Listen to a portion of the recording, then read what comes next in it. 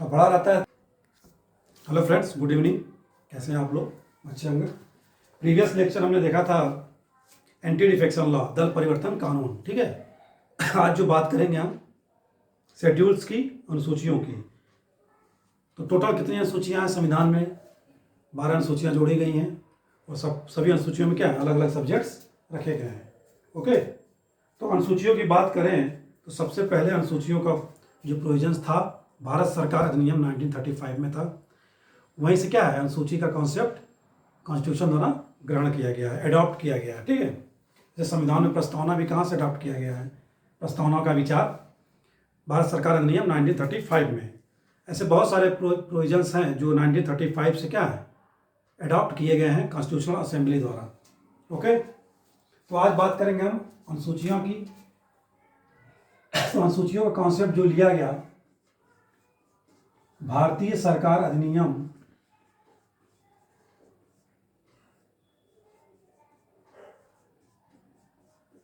1935 में। हालांकि भारतीय सरकार अधिनियम में टोटल कितनी अनुसूचियां थी? 10। ठीक है। अभी प्रेजेंट टाइम में जो कॉन्स्टिट्यूशन में अनुसूचियां हैं कितनी है? 12। और पहले मूल संविधान में कितनी अनुसूचियां थी? मूल संविधान में केवल 8 अनुसूचियां थी। Okay, schedules. और समय समय पर क्या किया गया, अमेंडमेंट करके, कॉन्स्टिट्यूशनल अमेंडमेंट करके 4 और अनुसूचियों को जोड़ा गया, जिन्हें हम अभी आगे देखेंगे। ठीक है। तो बात करते हैं हम पहले प्रथम अनुसूची। पहली अनुसूची में क्या दिया गया है, क्या प्रोविजंस किए गए हैं, क्या उपबंध है? पहली अनुसूची में है उपबंध संघ एवं संघ शासित प्रदेशों के बारे में।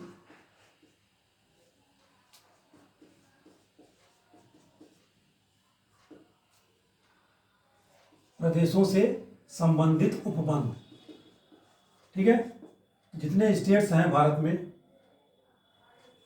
और जितने केंद्र शासित प्रदेश हैं, उनकी क्या है, प्रथम अनुसूची में लिस्ट दी गई है नामवार। ठीक है। 28 राज्य।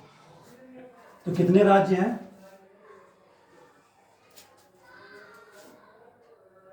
संघ एवं संघ शासित प्रदेशों के, संघ या राज्य ना, संघ राज्य, राज्यों एवं संघ शासित प्रदेशों की बात की गई यहाँ पे। यहाँ हम बात करें किसकी? राज्यों की। तो टोटल कितने राज्य हैं भारत में? 28। और संघ शासित प्रदेश कितने इस समय? 8। तो 28 स्टेट्स और 8 यूनियन टेरिटरी की जो लिस्ट दी गई है, किसमें? ये प्रथम अनुसूची में है। उससे जो उपबंध है, इससे रिलेटेड प्रथम अनुसूची में प्रोविजंस है। नेक्स्ट बात करें किसकी? दूसरी अनुसूची। सेकेंड शेड्यूल में क्या है? दूसरी अनुसूची में वेतन और भत्ते हैं। ठीक है। वेतन और भत्ते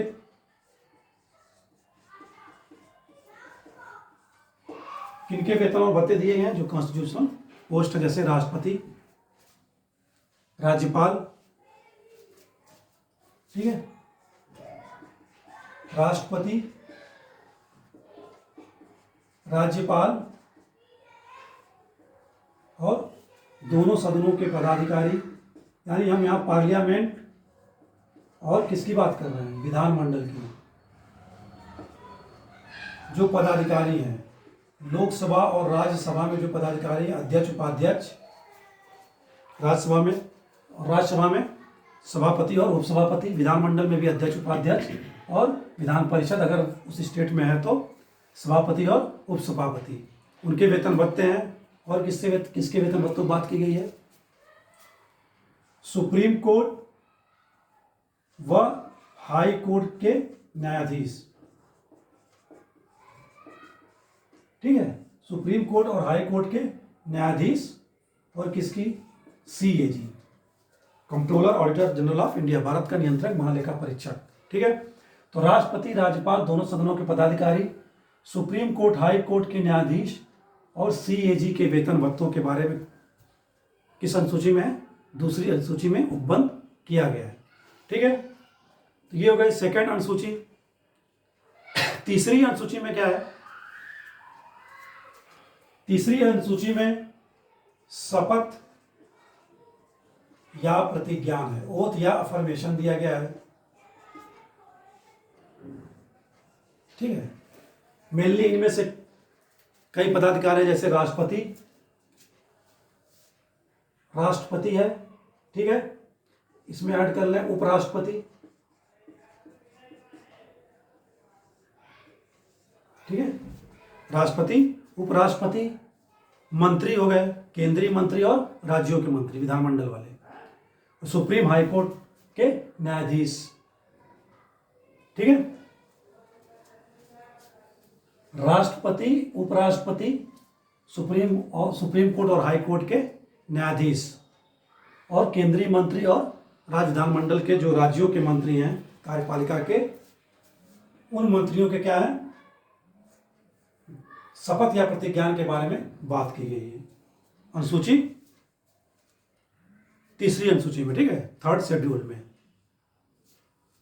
नेक्स्ट जो अनुसूची हमारी चौथी अनुसूची किससे रिलेटेड है?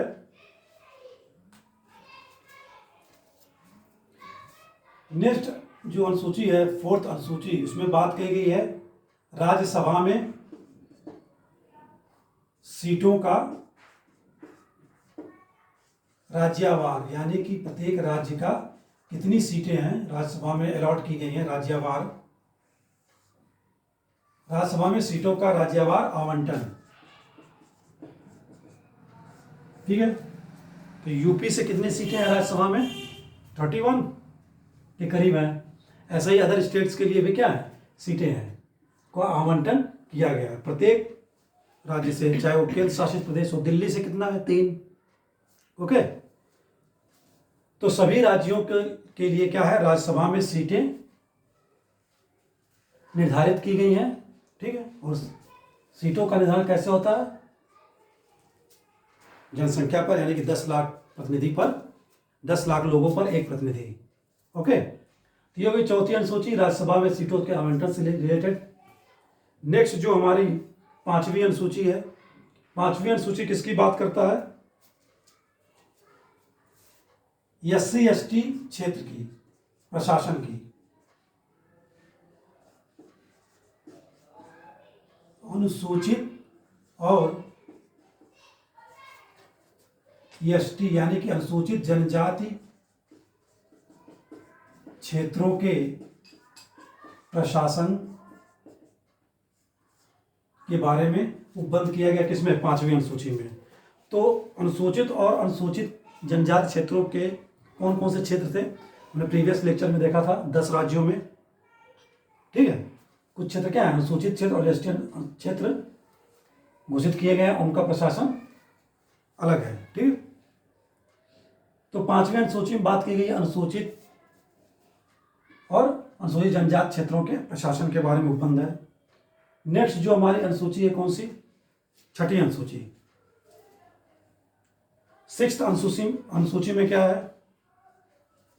4 स्टेट्स जो नॉर्थ ईस्ट के हैं विशेष, उनको विशेष उपबंध है। उनके बारे में कौन कौन से? असम, मेघालय, त्रिपुरा, मिजोरम,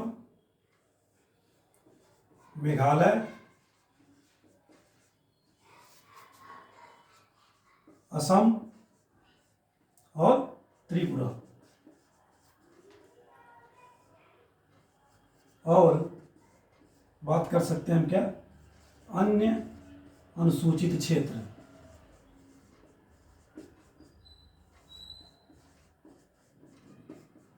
तो 6th अनुसूची में जो नॉर्थ ईस्ट के 4 मेनली स्टेट्स हैं, मिजोरम, मेघालय, असम, त्रिपुरा और अन्य अनुसूचित क्षेत्रों के प्रशासन के संबंध में क्या है? उपबंध किया गया है 6th शेड्यूल में। ठीक है, यहाँ पर क्या है? स्वशासी जिले होते हैं जिनका प्रशासन कौन देखता है? राज्यपाल द्वारा। राष्ट्रपति उसके लिए क्या विशेष उपबंध करता है। ठीक है, तो यहाँ के जो स्वशासी जिले होते हैं उनका प्रशासन स्टेट गवर्नर द्वारा देखा जाता है। नेक्स्ट जो अनुसूची है 7वीं अनुसूची, 7th अनुसूची में क्या, 7th शेड्यूल में विधायी विषयों का बंटवारा, यानी कि किन किन विषयों पर पार्लियामेंट और स्टेट लेजिस्लेचर क्या है, कानून बना सकते हैं, उनकी लिस्ट दी गई है।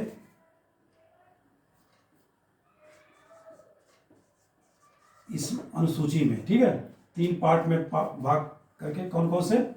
फर्स्ट, संघ यानी कि केंद्र सरकार किस पर बना सकती है, या पार्लियामेंट किस पर, किन सब्जेक्ट पर क्या है, कानून बना सकते हैं, विधि निर्माण कर सकते हैं, ठीक है। 100 सब्जेक्ट किसके लिए रखे गए हैं? केंद्र सरकार के लिए, राज्यों के लिए 61, और समवर्ती सूची जिस पर दोनों क्या है, कानून बना सकते हैं, इसमें कितने? 47। तो संघ सूची में 100 सब्जेक्ट्स हैं और राज्य सूची में 61, जिस पर क्या है, इस संघ सूची के विषयों पर पार्लियामेंट कानून बनाती है, और राज्य सूची पर 61 जो विषय सब्जेक्ट दिए गए हैं। प्रत्येक राज्य अपने अपने क्षेत्र में क्या है, कानून बनाते हैं। और समवर्ती सूची में दोनों कानून बनाते हैं, संघ और राज्य दोनों, किसी सब्जेक्ट पर। समवर्ती सूची में जो सब्जेक्ट दिए गए हैं, अगर किसी एक सब्जेक्ट पर दोनों कानून बना दिए तो किसका कानून मान्य होगा? किसका कानून मान्य हो गया? संघ सरकार का या पार्लियामेंट का, ठीक है। ये हो गया विधायी विषयों का उपवन, यानी 7वीं अनुसूची का में संघ एवं राज्य और समवर्ती सूची, ठीक है। नेक्स्ट जो हमारी शेड्यूल है या अनुसूची है, कौन सी है? 8वीं अनुसूची में क्या प्रोविजंस किया गया है? लैंग्वेजेस, ठीक है। तो अभी फिलहाल प्रेजेंट टाइम में कितनी लैंग्वेजेस को शामिल किया गया है संविधान की 8वीं अनुसूची में? 22 भाषाओं को, ओके, 22 भाषाओं को। हालांकि मूल रूप से संविधान में कितनी भाषाएं थी? 8 ही थी, ठीक है, लेकिन बाद में क्या उसको बढ़ाकर 22 तक किया गया है, ओके। तो 22 भाषाओं को क्या है, 8वीं अनुसूची में शामिल किया गया है। तो अनुसूची में भाषाओं को रखने का अर्थ क्या हुआ, क्यों रखा गया है? ये क्या, भाषाओं, अगर किसी भी भाषा को 8वीं अनुसूची में या संविधान के 8वीं अनुसूची में जगह दी जाती है, शामिल किया जाता है, तो राज्यों को क्या अधिकार प्राप्त हो जाता है? पावर्स, कि वह किसी भी सब्जेक्ट को, किसी भी भाषा को क्या है, अपने स्टेट्स का ऑफिशियल लैंग्वेजेस या राजभाषा घोषित कर सकते हैं, ठीक है। या उस भाषा से रिलेटेड कोई विशेष क्षेत्र में वो भाषाएं बोली जा रही हैं राज्य के, उसको भी क्या है, किस ऑफिशियल लैंग्वेज घोषित किया जा सकता है, ठीक है। राज्य के किसी क्षेत्र में मान लीजिए कोई भी अलग लैंग्वेज बोली जा रही है वहाँ, तो उसको भी क्या है, ऑफिशियल लैंग्वेज स्टेट द्वारा घोषित किया जा सकता है, ओके। तो मेनली हम 2-3 कॉन्स्टिट्यूशनल अमेंडमेंट देख लेते हैं, कब शामिल किया गया, किस सब्जेक्ट को। सबसे पहले बात करेंगे हम सिंधी भाषा को कब शामिल किया गया? 1967 में। किस कॉन्स्टिट्यूशनल अमेंडमेंट के तहत? 21 कॉन्स्टिट्यूशनल अमेंडमेंट एक्ट 1967 के थ्रू, ठीक है। तो सिंधी भाषा को कब सम्मिलित किया गया? 1967 में, 21वें संविधान संशोधन के तहत। और जो बात करेंगे हम किसकी, कोंकणी,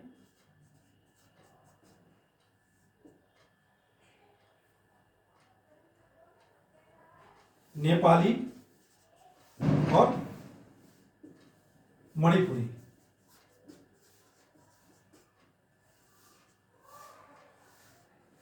इन तीनों भाषाओं को भी कब शामिल किया गया? 1992 में, ठीक है। 1992 में 71 कॉन्स्टिट्यूशनल अमेंडमेंट एक्ट के थ्रू 71वें संविधान संशोधन अधिनियम 1992 थ्रू 1992 में कई कॉन्स्टिट्यूशनल अमेंडमेंट हुए। 71वां हुआ, 72वां भी हुआ, 73 भी हुए पंचायतों से रिलेटेड, 74 भी हुआ नगर पालिकाओं से रिलेटेड, ठीक है। और नेक्स्ट भाषा जो आई मैथिली, संथाली और डोगरी और बोडो। बोडो असम की भाषा है। इसे कब शामिल किया गया? 92nd कॉन्स्टिट्यूशनल अमेंडमेंट एक्ट 2003 के द्वारा, ठीक है। मैथिली, संथाली, डोगरी, बोडो और मैथिली, संथाली, डोगरी, बोडो को 92 संविधान संशोधन अधिनियम 1992 द्वारा जोड़ा गया।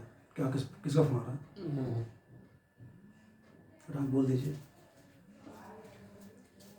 तो हम बात कर रहे हैं किसकी? हो गया कॉन्स्टिट्यूशनल अमेंडमेंट एक्ट हो गए, इन भाषाओं को जोड़ा गया। नेक्स्ट एक और कॉन्स्टिट्यूशनल अमेंडमेंट की बात करेंगे, 96 कॉन्स्टिट्यूशनल अमेंडमेंट एक्ट 1992, सॉरी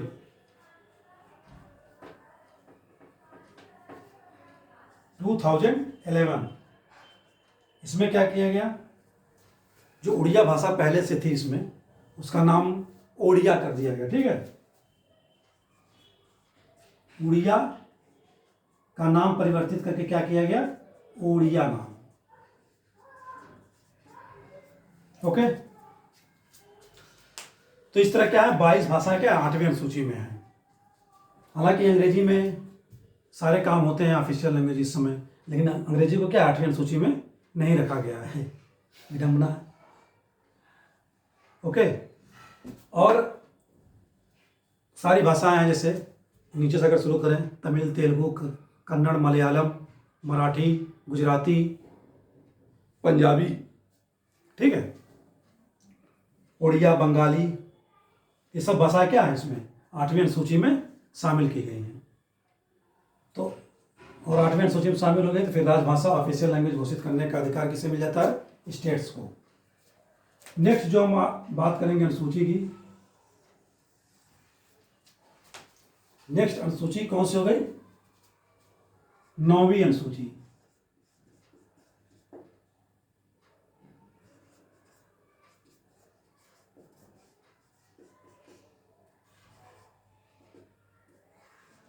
नौवीं अनुसूची क्या है? कॉन्स्टिट्यूशनल अमेंडमेंट के थ्रू जुड़ा गया। हमने देखा यहाँ के मूल संविधान में क्या थे? 8 ही शेड्यूल्स थे। तो इसे कब जोड़ा गया 9वीं अनुसूची को? प्रथम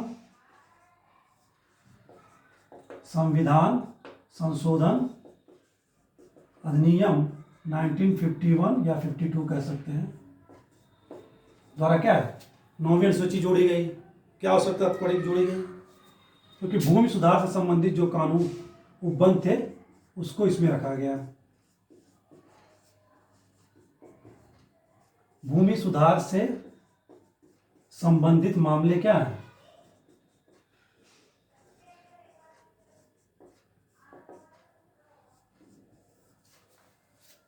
भूमि सुधार संबंधित जो मामले हैं वो किस अनुसूची में है? 9वीं अनुसूची में, ठीक है। प्रथम संविधान संशोधन अधिनियम 1951 या 52 के तहत क्या है अनुसूची जोड़ी गई थी, ओके। नेक्स्ट जो बात करेंगे हम किसकी? 10वीं अनुसूची इंपॉर्टेंट है। निरर्हता से संबंधित सदस्यों के, पिछले लेक्चर में हमने बात की थी निरर्हता संबंधित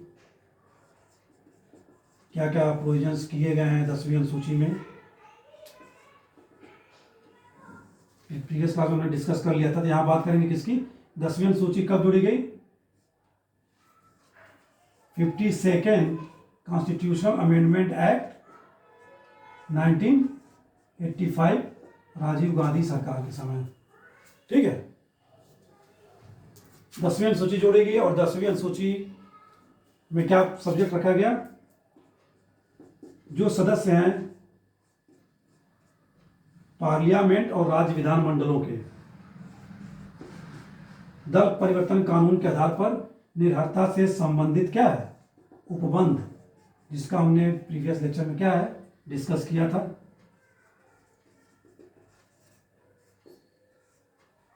निरर्थता से संबंधित उपबंध।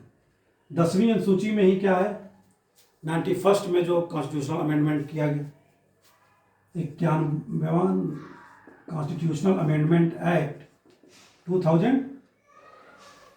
कब आया था? 2003 or 2? 3 में आएगा ना, यहाँ ये 2003 है, सॉरी यहाँ पर है ना, ये 2003 में भी ये आया था। हमने कल के लेक्चर में देखा था क्या प्रोविजंस किया गया था इसमें, कि कोई व्यक्ति अगर निरर्थता के दल परिवर्तन के आधार पर निरस्त हो जाता है तो वह किसी भी राजनीतिक लाभ का जो पद है उस पर नहीं बना रहेगा। ठीक है।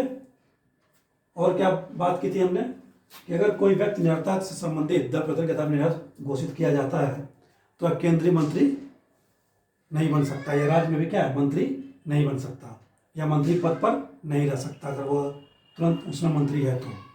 ठीक है। ये प्रोविजंस किए गए थे 91 कॉन्स्टिट्यूशन में 2003 में निरर्थता से संबंधित। और 10वीं अनुसूची में क्या उपबंध किए गए थे, दल परिवर्तन कानून। ठीक है। तो इसका हमने डिस्कस पहले लेक्चर में किया था, इसमें खास कोई बात नहीं है। ठीक है। तो ये होगी हमारी 10वीं अनुसूची, निरर्थता से संबंधित उपबंध, 91 कॉन्स्टिट्यूशनल अमेंडमेंट 2003। नेक्स्ट अनुसूची जो है वो कौन सी है, 11th अनुसूची। तो 11वीं अनुसूची कब जोड़ी गई, 73वें कॉन्स्टिट्यूशनल अमेंडमेंट एक्ट 1992। तो 11वीं अनुसूची किससे संबंधित है, लोकल गवर्नमेंट से, यानी गांवों से पंचायतें। ठीक है। पंचायतों से संबंधित उपबंध है। क्या उपबंध है, पंचायतों के लिए इसमें 29 क्या है, सब्जेक्ट्स रखे गए हैं, विषय हैं जिन पर क्या है पंचायतों का वो कार्य क्षेत्र निर्धारित करती है। ठीक है। और पंचायतों से ही रिलेटेड जो मामले हैं कहाँ, राज्य वित्त आयोग में। राज्य वित्त आयोग के लिए क्या है उपबंध, पंचायतों से संबंधित राज्य वित्त आयोग के लिए क्या है मामले भी क्या है इसमें दिए 11th अनुसूची में। ओके। ये होगी हमारी 11वीं अनुसूची। और नेक्स्ट जो अनुसूची है लास्ट कौन सी है, 12th अनुसूची या 12वीं अनुसूची। ये भी क्या है, लोकल गवर्नमेंट से रिलेटेड है, और इसे भी कब जोड़ा गया, 74th कॉन्स्टिट्यूशनल अमेंडमेंट एक्ट 1992 के तहत। ओके। सेम चीजें इसमें है, ये किससे संबंधित है, नगर पालिकाओं से। इसकी बात करता है नगर पालिकाएं, 3 प्रकार की नगर पालिकाओं की बात की थी हमने पार्ट 9 ए में, नगर पंचायत, नगर पालिका और नगर निगम। ठीक है। तो उससे रिलेटेड कितने सब्जेक्ट इसमें रखे गए हैं, 18 सब्जेक्ट्स रखे गए हैं नगर पालिकाओं के लिए। इसमें क्या है, उनका कार्य क्षेत्र निर्धारित किया गया है। ओके। क्या क्या सब्जेक्ट रखे गए हैं इसमें भी हमने लेक्चर में, पंचायतों और नगर पालिकाओं के लेक्चर में क्या डिस्कस किया था। तो नगर पालिकाओं के लिए 18 सब्जेक्ट्स की उपबंध किया गया इसमें। दूसरा, जो नगर पालिकाओं से संबंधित राज्य वित्त आयोग के जो मामले हैं,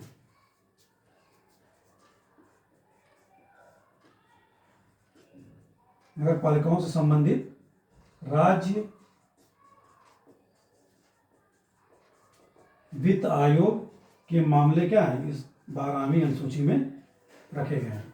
ठीक है। तो ये हो गई हमारी जितनी भी क्या है कॉन्स्टिट्यूशन में 12 क्या अनुसूचियां। ओके। इसका हमने क्रम वाइज डिस्कस कर लिया। तो आज का लेक्चर क्या है, आज की क्लास को यहीं एंड करेंगे। ओके। नमस्कार, शुभ रात्रि।